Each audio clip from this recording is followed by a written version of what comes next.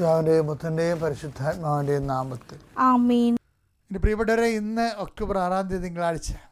അമ്മേ പരിശുദ്ധമേ, അമ്മേ പരിശുദ്ധമേ, ദൈവമാതാവേ, ദൈവമാതാവേ, കൃപാസനത്തിലൂടെ ഞങ്ങൾക്കും ഞങ്ങളുടെ ദേശത്തിനും അമ്മ മധ്യസ്ഥം തേടി തന്ന എല്ലാ അനുഗ്രഹങ്ങൾക്കും കൃപകൾക്കും ഞങ്ങളിപ്പോൾ ഹൃദയം നിറഞ്ഞ നന്ദി പറയുന്നു. അമ്മേ പരിശുദ്ധമേ, അമ്മേ പരിശുദ്ധമേ, ദൈവമാതാവേ, 2004 ഡിസംബർ 7 ഉച്ചകഴിഞ്ഞ് 2:30 കൃപാസനത്തിൽ സംഭവിച്ച അമ്മയുടെ പ്രത്യക്ഷപ്പെടലിനെ കുറിച്ച് തിരുസഭയ്ക്ക് സമർപ്പിച്ചിരിക്കുന്ന പഠനരേഖകളുടെ മേൽ സഭാത്മകമായ പഠനം ആരംഭിക്കുവാൻ ഞങ്ങൾ പ്രാർത്ഥിക്കുന്നു. അമ്മേ പരിശുദ്ധമേ, ഭൂസ്വർലോകങ്ങളുടെ രാജ്ഞിയായ അങ്ങയ്ക്ക് ഭൗമ സംരക്ഷണത്തിനായി പ്രപഞ്ചപ്രകൃതിയെ തന്നെ തിരുസഭ പ്രതിഷ്ഠിക്കുവാൻ ഈ പ്രത്യക്ഷീകരണ വഴി ഇടയാക്കണമേ. പരിശുദ്ധമ്മേ, ജപമാല മാതാവേ, സകല കൃപാസനം പ്രാർത്ഥനകളോടും ചേർത്ത് ഞങ്ങളിപ്പോൾ പ്രാർത്ഥിക്കുന്ന ഈ കുടുംബത്തിന്റെ പ്രത്യേക നിയോഗം പറ മക്കളെ.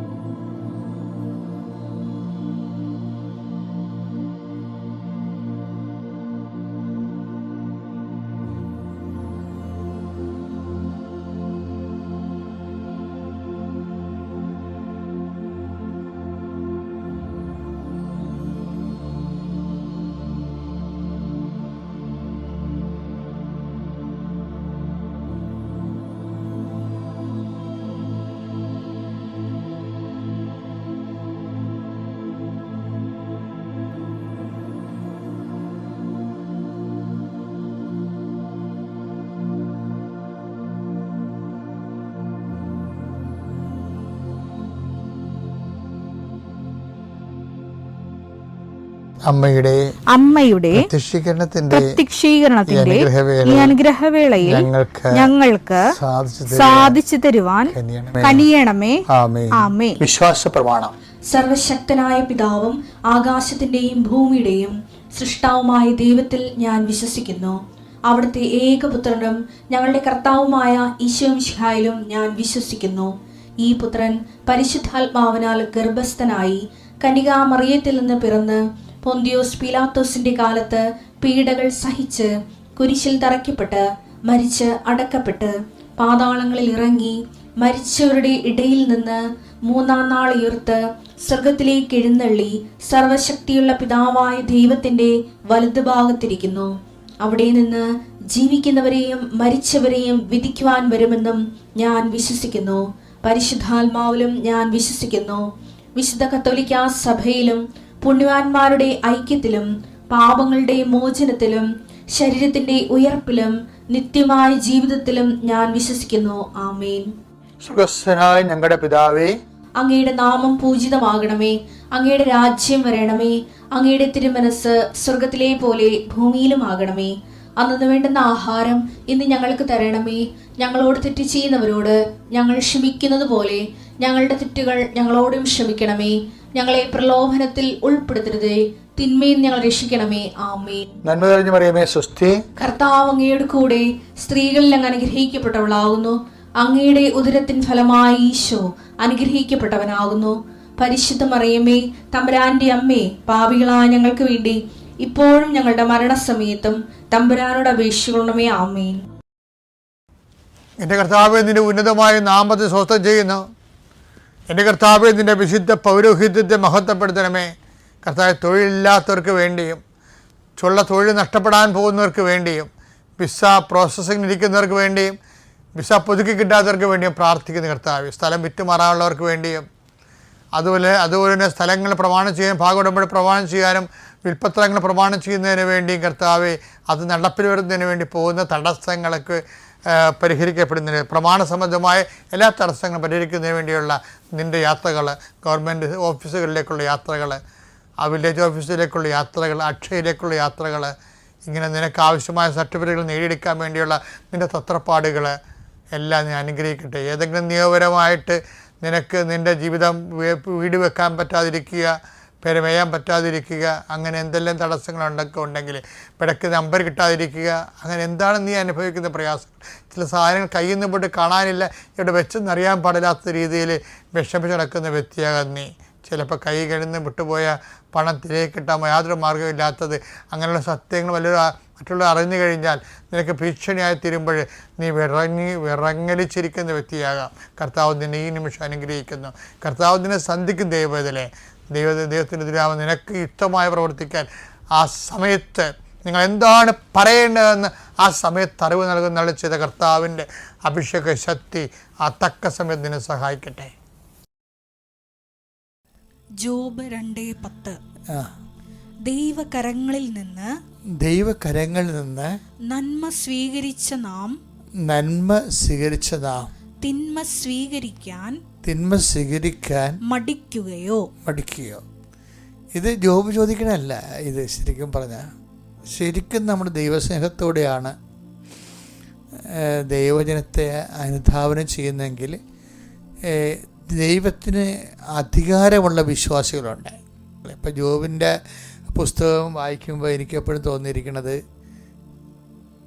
ജോബിനെ ദൈവം ജോബിൻ്റെ ജീവിതത്തിൻ്റെ മേലെ ദൈവം ഒരു സ്വന്തം വ്യക്തി അല്ലെങ്കിൽ ഒരു പടി എന്ന രീതിയിൽ മറ്റുള്ളവരെക്കാൾ കൂടുതൽ ദൈവം അവൻ്റെ മേലെ സമ്മർദ്ദങ്ങൾ ചെലുത്തുന്നുണ്ട്, സ്വന്തം ഒരു സ്വകാര്യ വസ്തുവിനെ പോലെ.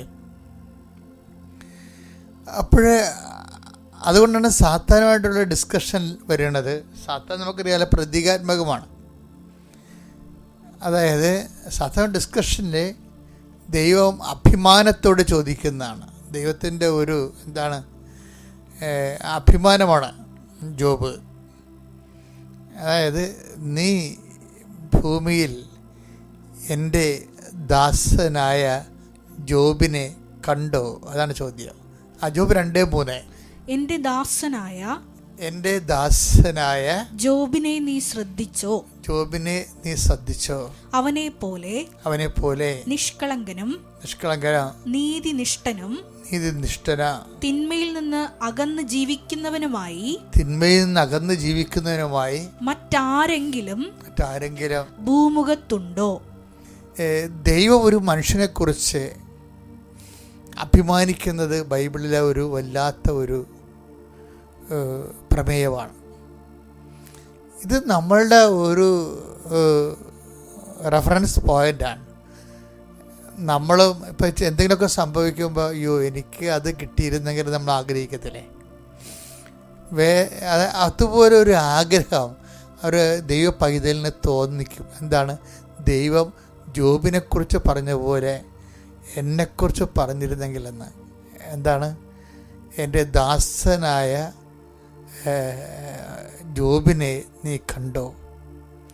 എന്നിട്ട് ജോബിൻ്റെ നിഷ്കളങ്കതയും നീതിനിഷ്ഠയും ഒക്കെ ആണ്. പക്ഷെ ആ നീതിനിഷ്ഠ എന്ന് പറയുമ്പോൾ നീതിനിഷ്ഠ എന്നുള്ളത് വലിയൊരു വിഷയമാണ്. ജോബിൻ്റെ നീതിനിഷ്ഠ അടിസ്ഥാനപ്പെടുത്തിയിരിക്കുന്നത് എന്താണ്? അത് ഈ 2:10. എന്താണ്?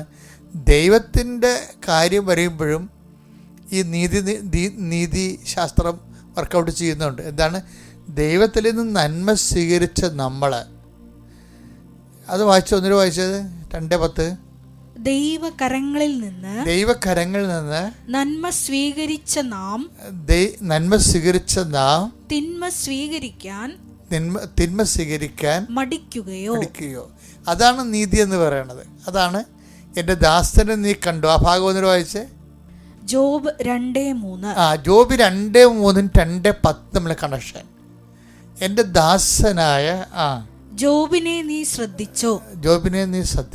അവനെ പോലെ നിഷ്കളങ്കനും നീതിനിഷ്ഠനും തിന്മയിൽ നിന്ന് അകന്ന് ജീവിക്കുന്നവനുമായി മറ്റാരെങ്കിലും ഭൂമുഖത്തുണ്ടോ? ഇപ്പം എന്താ പ്രോബ്ലം എന്ന് വെച്ച് കഴിഞ്ഞാൽ ഈ നീതിനിഷ്ഠ എടുത്ത് പറയുന്നുണ്ട്.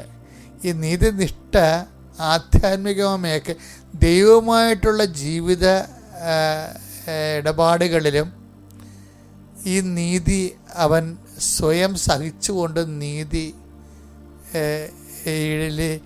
തന്നെയാണ് ഉറച്ചു നിൽക്കുന്നത്. അതാണ് ചോദിക്കുന്നത്. ദൈവത്തിൽ നിന്ന് നമ്മൾ ഒത്തിരി നന്മ സ്വീകരിച്ചവരാണ്.